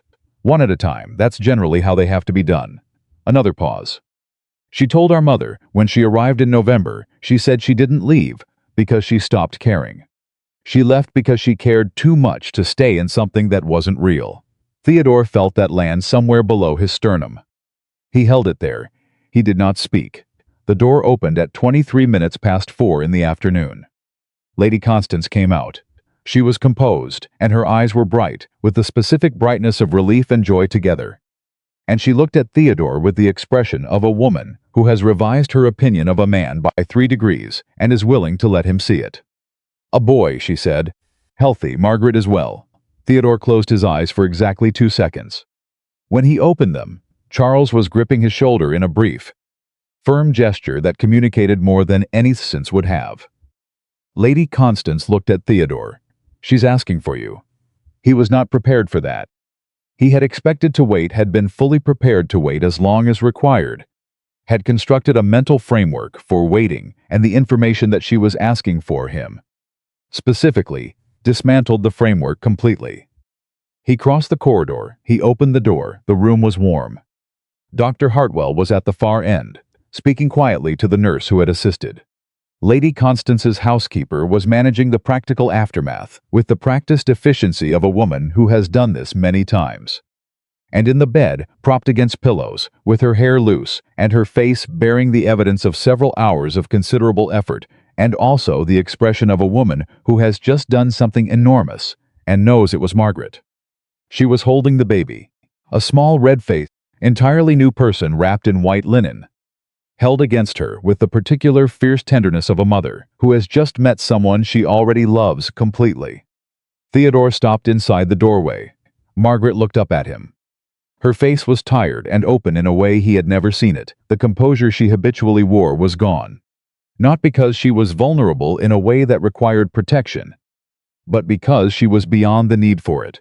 She had done the hardest thing. The composure was optional now. "Come here," she said quietly. He crossed the room. He stopped beside the bed. He looked at his son. The baby was impossibly small.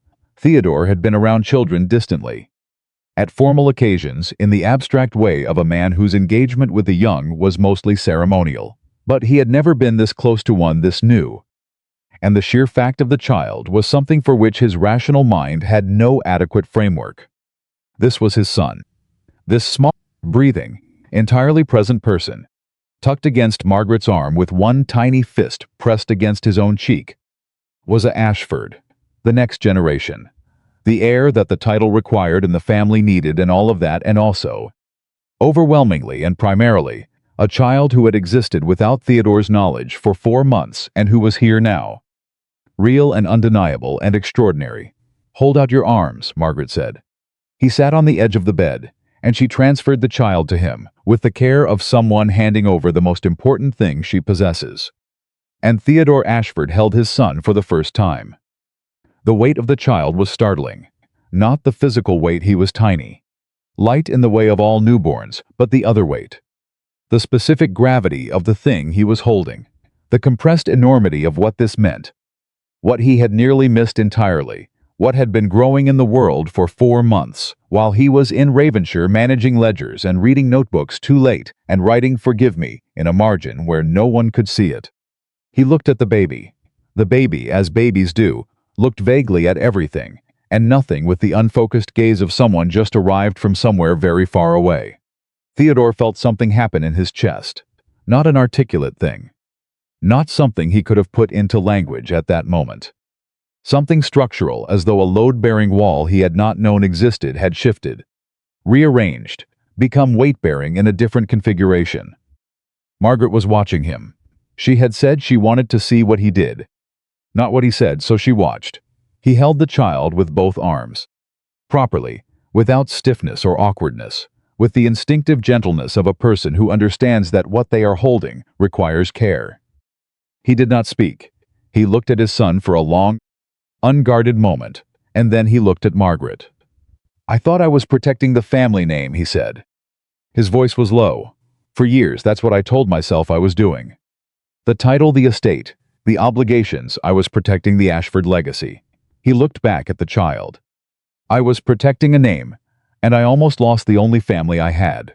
Margaret watched him. She was not going to let him off easily. That was not who she was.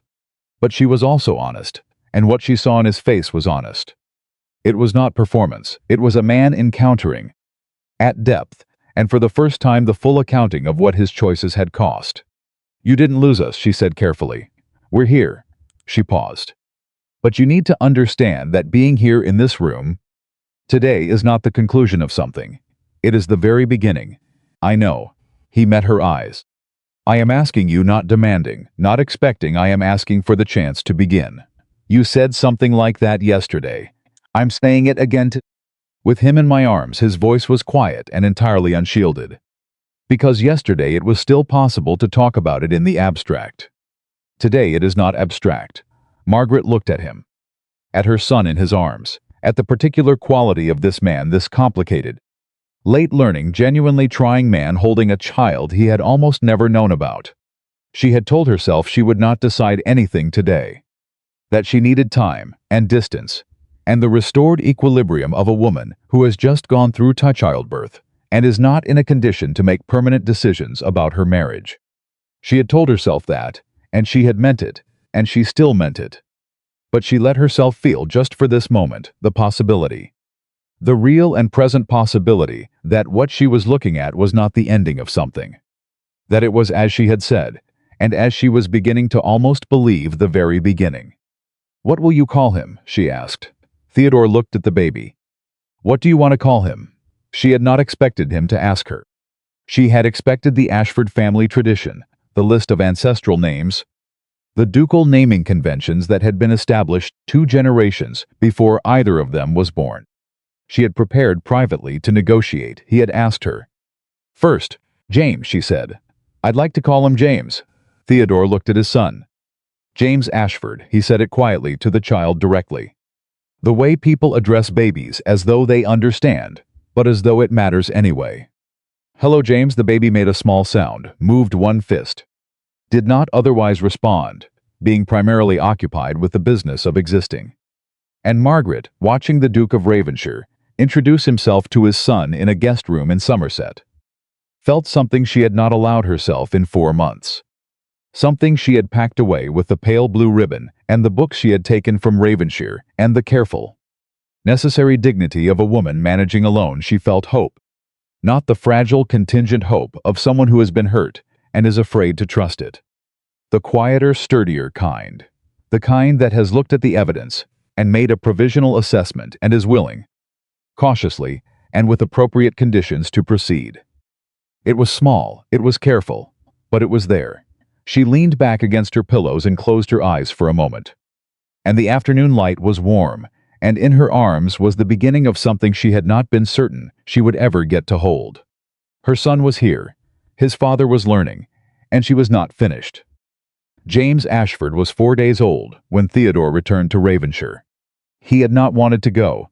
He had sat with that reluctance honestly, examined it, and understood that it was the correct impulse, that wanting to stay was evidence of something real. something that had been absent in November when he had stood at a window and watched a carriage disappear, and then gone back to his ledgers. Wanting to stay meant he had finally located something worth staying for. But Margaret had been clear, and he had promised himself that clarity would govern him now where certainty once had. She needed to recover, she needed her family around her, and the familiar warmth of Ellison Park, and the absence of complication.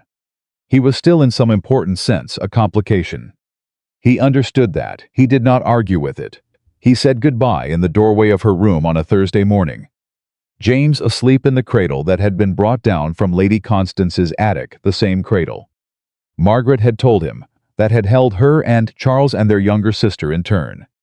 Theodore stood in the doorway and looked at his son sleeping, and then at his wife sitting up in bed with a book she was not reading, and he felt the full weight of leaving in a way he had never felt the full weight of anything before. "All right," he said. "Not a request. A statement of intent." "I know you will." Margaret looked up from her book. "And I will read what you write. That's all I'm asking for." "I know that too." She held his gaze for a moment, and in it he saw something he could not quite name, not forgiveness. Not yet, but the door left open, the deliberate, considered choice to leave it open. "Theodore," she paused, "don't write about the estate." He understood immediately. "I won't." He left Somerset with the specific ache of a man who has been shown clearly what he almost lost and then required to walk away from it. And he drove back to Ravenshire in the March afternoon, and he arrived after dark, and he went directly to his study. And on his desk was the correspondence that had accumulated in his absence. And he left it there. He went to the morning room. He opened the cabinet. He took out the notebook, the one with his two-word addition in the margin, and he held it for a moment. Then he put it back, closed the cabinet, and went upstairs. He slept that night, properly, for the first time in weeks. It was the sleep of a man who has made a decision and intends to keep it. The first letter he wrote to Margaret was 4 pages long and said almost nothing about Ravenshire. It was about James' questions about James, things he had noticed in 4 days of being present, observations about the baby's particular way of making his displeasure known, and his particular way of settling when held against a shoulder rather than cradled in arms. He asked what James looked like now, a week on, because he had read that newborns change quickly, and he did not want to miss the changes even from a distance. He asked how Margaret was sleeping, and whether her appetite had returned, and whether the March cold was working its way into the Ellison Park sitting room, the way it worked its way into the Ravenshire drawing room. He did not mention the estate once. He also wrote a separate letter to Lady Constance.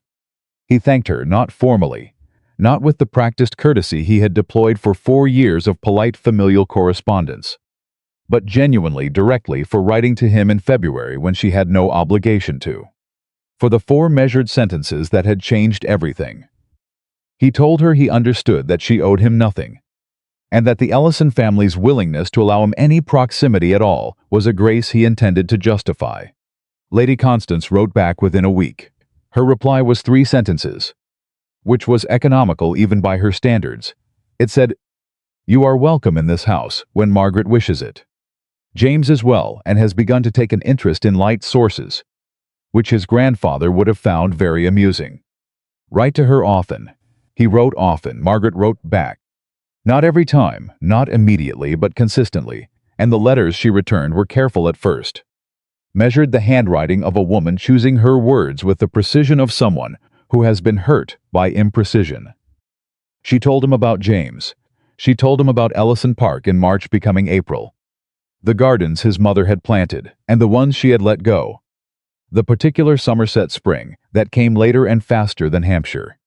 She described things without asking for anything, and Theodore received those letters with the attention of a man who has learned, belatedly and permanently, what it means to actually read someone. He read every word, he responded to every word. Not broadly, not generally, specifically. She mentioned that James had laughed for the first time on a Tuesday morning at the sound of a spoon against a china cup. And Theodore wrote back asking what time on Tuesday. What cup? What quality the laugh had. She described the Ellison Park tenant family 3 fields over who had brought Margaret a gift of honey from their own bees. And Theodore wrote back that he had visited the corresponding family on the Ravenshire East boundary that same week, for the first time in 4 years, and that they had told him about the visit his wife had made the previous October when their son had been ill. He did not write that sentence to earn credit. He wrote it because it was true and because Margaret deserved to know that her invisible work was no longer invisible to him. At Ellison Park, Margaret read that particular letter twice. Then she folded it carefully and put it in the drawer beside her bed, which was where she kept the letters that required a second reading. The stack in that drawer was growing. She was aware of what was happening. She was not unaware or naive or so caught up in the business of being a new mother that she had lost her ability to assess a situation clearly.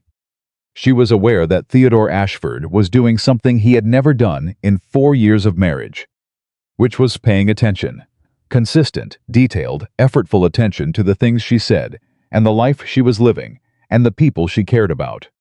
She was aware that this could be a performance of change rather than change itself, and she held that awareness carefully as a counterweight. But the letters kept coming, and they kept being specific. And after 6 weeks of consistency, she mentioned to her mother, without particular ceremony, that she had begun to read them without bracing herself first. Lady Constance said nothing, but she set down her embroidery for a moment, which meant something. In May, Theodore came back to Somerset. He had written first to ask whether a visit would be permitted, not assumed. Not arranged, asked. The question itself was a form of the change. Margaret read it and felt it register, and wrote back that he could come on the second Saturday. He arrived on the second Saturday with no staff, no secretary, no Ravenshire apparatus, just the man. He came in the late morning, and he was shown to the sitting room where Margaret was on the floor with James, who was 9 weeks old and furiously interested in everything within arm's reach. And Theodore stopped in the doorway and took in the sight of his son on a blanket on the floor, with his tiny hands grasping at the edge of Margaret's sleeve. He crossed the room and sat on the floor. Margaret blinked. She had not expected that. Dukes did not typically sit on floors. Theodore looked at James with the expression of a man encountering something he has been thinking about for weeks and is only now being allowed to see in person again. James looked at his father with the focused, evaluating expression of a 2-month-old who is still cataloging the faces in his world. Then the baby made a sound, not quite a word, not quite a laugh, but the particular enthusiastic vocalization of a child greeting something familiar, and Theodore's face did something Margaret had never seen it do. It broke open, completely and without reserve. He smiled at his son the way some people cry involuntarily, from somewhere too deep to be managed. "Hello, James," he said quietly. James grabbed Theodore's finger with both hands and held on. Margaret watched. She had told him she wanted to see what he did, not what he said. She was seeing it now. Theodore sat on the floor for an hour and a half. He did not check his watch. He did not mention the estate or the correspondence waiting at Ravenshire or the appointments his secretary had managed around this weekend. He sat on the floor with his son and talked to Margaret with the ease of a man who has spent 2 months writing letters and has consequently run out of formal distance. They talked about James and about the Ellison Park bees, and about a book Margaret had been reading that she described at length, while Theodore listened with the complete attention she had asked for in another November a long time ago. After lunch, while James was sleeping, they walked in the Ellison Park garden. The May air was warm, and the garden was beginning its full spring effort. And they walked at a pace that was neither hurried nor deliberate. Just 2 people moving in the same direction. "He knows your face," Margaret said. "I can see it when you walk in, can he?" The pleasure in Theodore's voice was uncomplicated and entirely real. "He's been watching faces very seriously for 3 weeks. Yours made him louder." She paused. "That's high praise from him." Theodore absorbed this with the specific joy of a man receiving information about his child that no amount of estate management or rational decision-making could have prepared him to feel. "I missed his first 6 weeks. You did?" Margaret's voice was even. "But you're here now." He glanced at her. "Is that enough?" She considered the question honestly, the way she considered everything. "It's a beginning," she said. "The same beginning I offered you in March." A pause. "You've been consistent with it. I intend to keep being consistent. I know." She stopped walking. He stopped beside her. She turned to look at him with the direct, clear gaze he had come to understand. Was her truest register the one she used when she was not managing an impression but simply speaking from the fact of herself? Theodore, I need to ask you something. Ask in November. When you made the decision, when you set the papers on the desk and told me you were acting in both our interests, she held his gaze. What would you have done if I had told you about James right then? What would you actually have done? He was quiet for a moment. She had earned the right to the honest answer, and he was going to give it to her. I would have stayed, he said, immediately without question. And I would have called it the right thing, and I would have believed I was doing it, for the correct reasons. And I would have been, he stopped. I would have been wrong about my own reasons. I would have stayed out of duty and called it love. And you would have known the difference within a month, because you have always been able to see me more clearly than I have seen myself. Margaret looked at him for a long moment. That's the most honest thing you've ever said to me. I'm aware of that. He held her gaze steadily. I have a significant amount of honesty to catch up on. She almost smiled. It was small, controlled, but it was there. Yes, you do. The summer passed in letters and visits and the steady, undramatic accumulation of a man becoming someone different from who he had been. Theodore came to Somerset every third week. He stayed for 2 or 3 days each time, sleeping in the same guest room, taking his meals with the Ellison family, spending his mornings on the floor with James and his afternoons in conversation with Margaret that ranged further and deeper each time, into territory their 4 years of marriage had never reached. He asked her about her opinions on things on the Married Women's Property Act that had passed 3 years prior, on the management of the Ellison parkland her brother had asked her perspective on the novel she had finished and the one she had started and the one she had given up on after 40 pages. He asked, and then he listened completely, without the distracted half-attention she had learned to identify as the signal that his mind had returned to the estate. In July, he asked her to walk the Ellison Park grounds with him and show him the places that mattered to her from her childhood. She hesitated for exactly long enough to establish that she was choosing to do it, not being compelled, and then she showed him the beech tree she had climbed at 9 and fallen from at 10 and climbed again at 11. And the wall at the east edge of the property that she had sat on every summer evening for 3 years, reading while her brother terrorized the garden below. And the small pond that had frozen solid in the winter of 1871, and that she and Charles had skated on until their father had appeared at the edge in his dressing gown. Theodore listened to every story with the attention of a man who understands he is being given something precious. He asked questions. He remembered details between visits and referenced them in letters, so that she knew he had been carrying the stories with him. Mrs. Whitby, at Ravenshire, noticed the change from a distance, via the quality of the letters that were dispatched to Somerset with regular frequency and the quality of the Duke when he returned from each visit less clipped, less self-contained, moving through the house with a different orientation. Not softer exactly, more present, as though he had rejoined the rooms he was walking through, rather than simply occupying them. On a Friday evening in August, Mrs. Whitby set the household accounts on his desk, and he signed them without reviewing them first, which had never happened before. Your Grace. She picked them up. You didn't read them. I reviewed the summary. He was writing something else and did not look up. If there's anything requiring my attention specifically, Briggs will flag it. You've never done that before. He looked up then. He held her gaze. I've been reconsidering what actually requires my specific attention, he said. Mrs. Whitby picked up the accounts and allowed herself, in the privacy of the corridor, a small and carefully contained expression of satisfaction. September brought the question that had been growing under everything since March. Theodore brought it to Somerset on a Saturday, and he did not wait until an opportune moment, because he had learned, was still learning, that waiting for the perfect moment was how a person missed all the real ones. James was in the garden with Lady Constance, navigating the early stages of sitting upright with furious 6-month-old determination, and Margaret was in the sitting room with her 3rd cup of tea of the morning. And Theodore came in and sat across from her and said, "Without preamble, I want to ask you something, and I want you to answer honestly, without concern for what I want to hear." She set her teacup down. "All right," Ravenshire. "Start it again. I would like you to consider coming back to Ravenshire.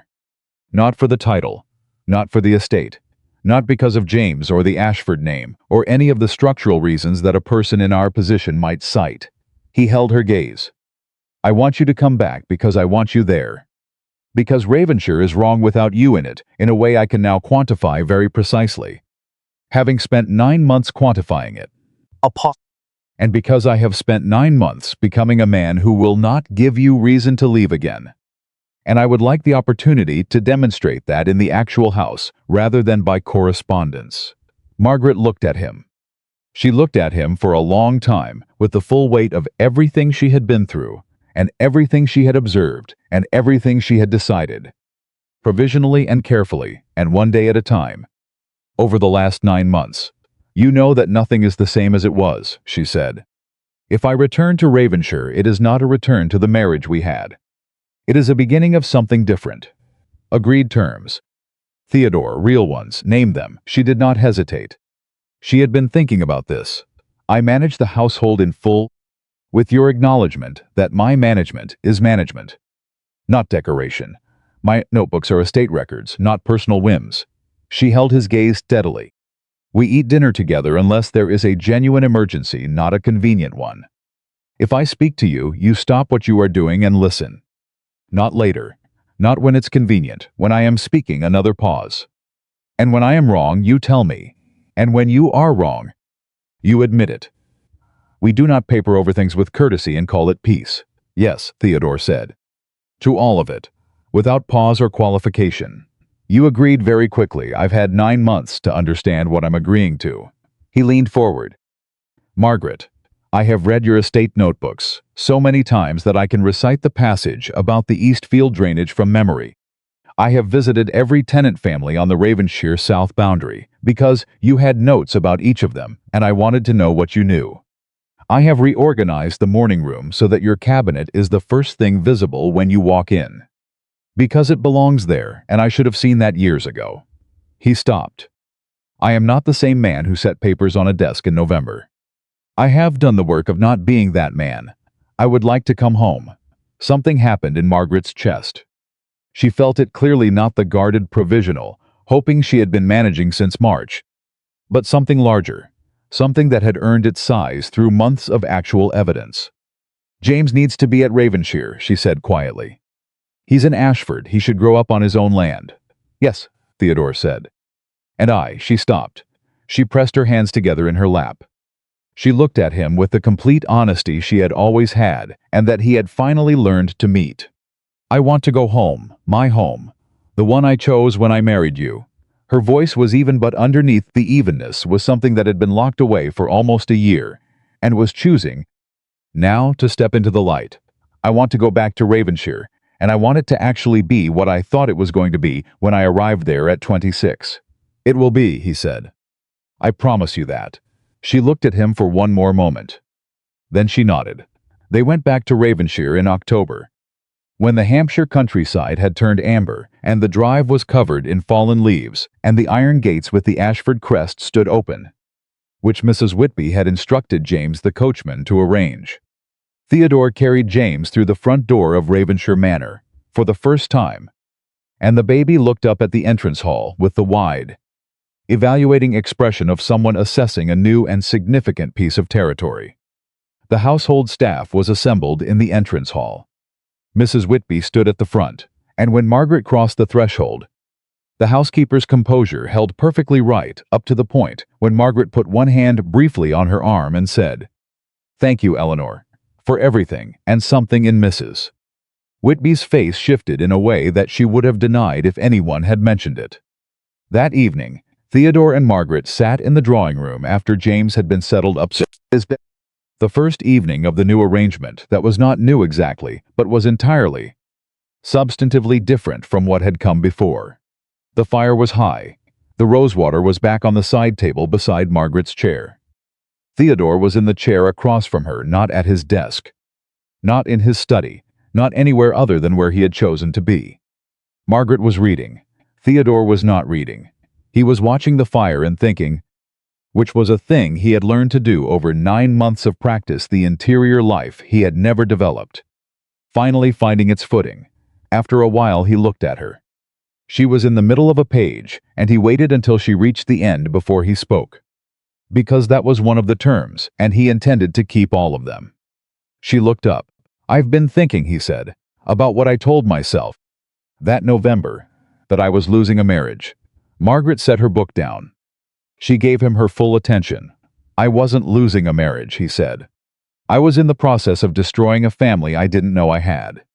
A wife who was doing the real work of our life together while I managed the frame around it.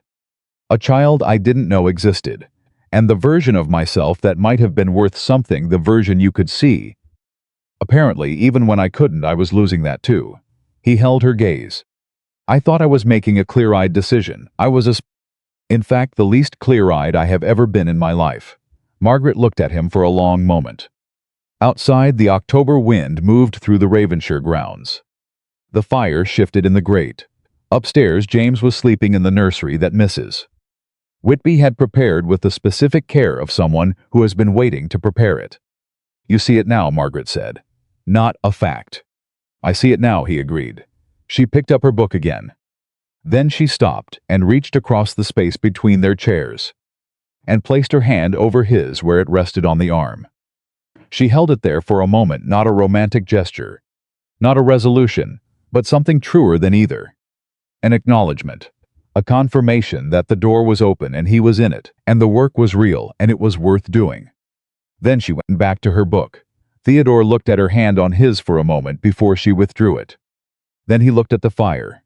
Then he thought about James upstairs, and about October at Ravenshire, and about the Eastfield drainage that had finally been repaired correctly, and about 6 notebooks in a cabinet in the morning room, and about a pale blue ribbon that was tucked in the drawer of a dressing table upstairs. Brought home from Somerset, a person can forgive a mistake. What they cannot do, what no person with self-knowledge and an honest understanding of what love requires can do, is spend a lifetime begging someone to choose them. Margaret Ashford had understood this before she ever signed the separation papers. She had carried her child through the signing and through the cold carriage ride and through 9 months of managing alone, and she had not begged. She had waited for a man to find his way to the correct question, and when he did, she had answered it with the full weight of who she was. Theodore Ashford had been handed, at great cost to the person he loved most, the rarest possible gift, a second chance to understand what he had. He intended to be a man who deserved it every day that followed. The fire burned low and steady, the house was warm. And in the morning room, in the cabinet beside the writing desk, 6 notebooks sat in their proper order, a record of everything that mattered. Kept faithfully by a woman who had never stopped believing the house could be a home. She had been right.